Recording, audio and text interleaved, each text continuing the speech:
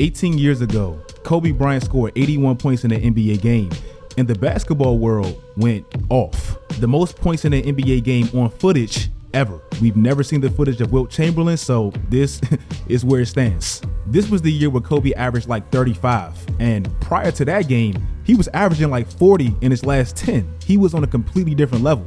This is easily one of the most lethal scoring seasons by one man ever. Kobe scored 40 points or more 27 times that year. He played 80 games. That's more than a third of his games where he was putting up 40. That specific season, the NBA only had 12 50-point performances, and half of them came from one man, Kobe Bryant. This season, not even at the deadline yet, we have 15 performances of over 50 points or more. 15. That 06 year was actually one of the more lethal scoring seasons, not just by Kobe, but historically in general. Since 2000, two of the most point per game averages by one player came from that specific year. Kobe's 35 and AI's 33. Before the beginning of last year, these were the most point per game averages since the beginning of 2000. Again, that 06 year was kind of crazy. You see two of them. Since last year, if you add in this last year and a half of the highest scoring averages are now occupied by players within these last 2 years of hoops alone. If you want to get even crazier, if you look at the top 10 scoring performances since 2000, 7 of them have come within the last year and a half. We get it. Possessions are up. Defense is a lot worse. But man, what happened to the NBA we used to love? Or is this a good thing? Today's video is sponsored by DraftKings Sportsbook. The NFL is unfortunately coming to a close with obviously the biggest game remaining, Super Bowl 58. And DraftKings, of course, they want to maximize this weekend, and they're back with an offer that you really would appreciate. All new customers have to do is bet just $5 and get back $200 in bonus bets instantly. If you want to have some fun with that $200 and you want to do it during the Super Bowl, combine multiple bets from the big game for a shot at a much bigger payout. If you're already signed up with DraftKings like myself, you can actually place a bet on the Super Bowl and get a bonus bet back in the amount of your initial wager. If sports betting is not yet available in your state, don't worry. You can still join the fun with DraftKings Daily Fantasy, where you have a shot at multiple cash prizes for a variety of different sports.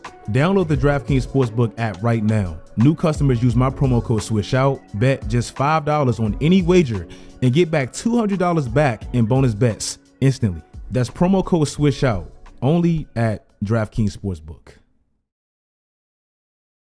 Joel Embiid last year, he won the MVP with the least amount of games played in an 82-game season in over 40 years. Every other MVP in a normal 82-game season since 1980, they played at least 72 games, which is damn near 88% of the games. Now, obviously, Joel Embiid was extremely dominant in said games, but Joel Embiid missed a significant portion of the season that historically was unprecedented. This season, Joel Embiid came back even more dominant, which I didn't even know was possible.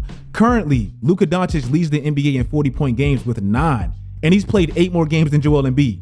Joel trails him literally by 1 game. This season was the start of the new 65 rule qualification for major awards and accolades, mainly to prevent star players from resting so much. Load management in the league, it's been an issue for years, and clearly the NBA made a real statement to try to save the product. Now, the NBA players, they have to play in at least 65 games to qualify for those major awards such as MVP, Defensive Player of the Year, Most Improved Player, and those precious All-NBA spots. This would obviously edge players to play in more games and take way less days off. Why? Because it's millions of dollars in incentives tied to those precious awards. This was a controversial rule change when the new CBA was first released, and now we're seeing it in full effect, and the players it's now affecting, and it's really been a topic of discussion. Clear example has been Tyrese Halliburton, easily having an All-NBA year, literally an all-star starter for the East, but he's been battling a nagging hamstring issue.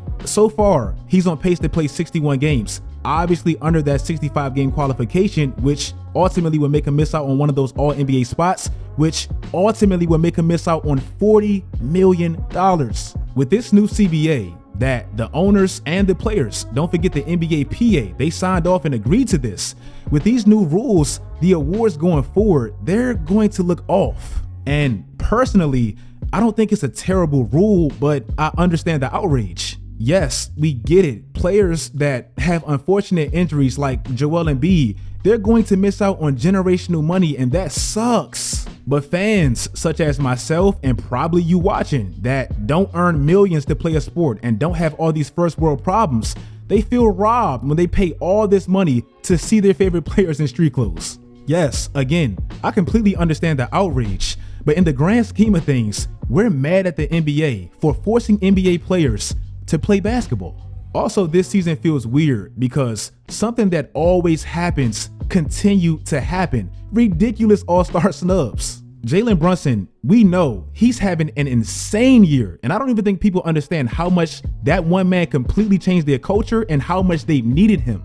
3 years ago, when that Knicks team made the playoffs and ultimately got ice trade, that team was built on defense and they hadn't had a competent point guard in years. In the 2 seasons prior to Jalen Brunson arriving, the Knicks were ranked next to last offensively, and I mean all across the board, they were pretty bad, with their most reliable offensive weapons being Julius Randle and RJ Barrett. In the last 2 years, or year and a half now with Jalen Brunson, the Knicks are top 5. Since the beginning of the calendar year, you know what player leads the NBA in plus minus?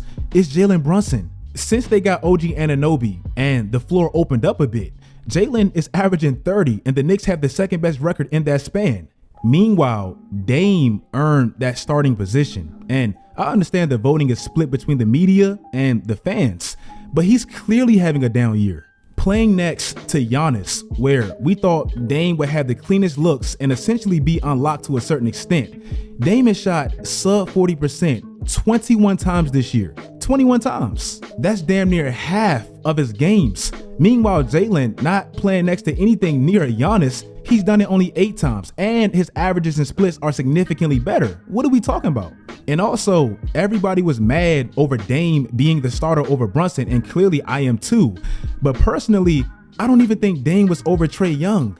Okay, I get it. Trae has become a little bit underrated with the emergence of these bigger, two-way, more impactful, efficient guards. But we're going to look back at a player 20 years from now that averaged in the last 2 years 26 points and 10 assists and didn't even make an all-star spot?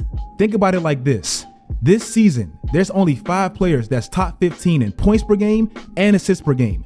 Giannis, SGA, Luka, Jokic, and guess who? Trae Young. The other 4, they're all-star starters. He didn't even make a spot. Again, I get it. I can understand why certain people would pick certain guards over Trae. I probably would too.